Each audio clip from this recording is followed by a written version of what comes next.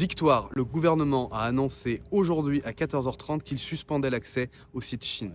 En tant que président de la mission d'information parlementaire sur le contrôle de nos importations et la concurrence déloyale, j'avais déjà relevé depuis plusieurs mois, depuis le mois de juillet qu'on a commencé cette mission, que les importations via Chine, Temu, AliExpress ne respectaient pas nos normes techniques avec des produits dangereux, notamment des jouets, dangereux pour les enfants, nos normes environnementales, nos normes sanitaires. Mais là, avec cette vente de poupées pédopornographiques, clairement le site a franchi une ligne rouge. Et déjà dans plusieurs médias, il y a 2 jours, je demandais la suspension, en tout cas la fermeture temporaire de ce site internet.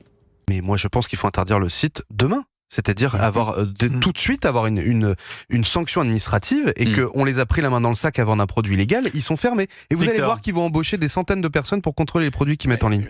Ce matin, à l'initiative d'Antoine Vermorel-Marquez, député LR rapporteur de la mission d'information que je préside, nous avons tenu une conférence de presse transpartisane avec communistes, écologistes, Bloc central, LR socialistes, pour demander immédiatement la suspension de ce site internet à travers une proposition de résolution européenne.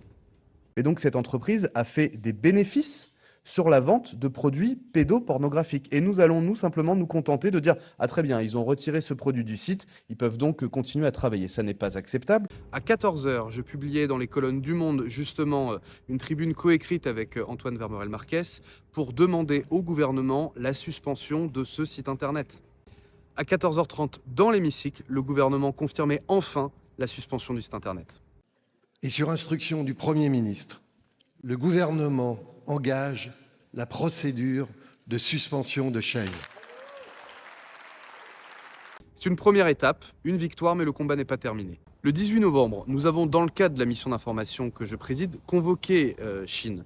Ils n'étaient pas obligés de répondre, ils ont accepté l'invitation et viendront s'expliquer devant notre mission d'information. Il faut désormais que cette suspension soit effective dans les meilleurs délais et que demain, si le site veut rouvrir, la plateforme doit garantir de mettre les moyens pour pouvoir contrôler l'ensemble des produits avant qu'ils soient mis en ligne sur le site. Le contrôle doit être a priori. Il ne doit plus être possible d'acheter en France des produits qui ne respectent pas nos normes et qui ne respectent pas nos lois.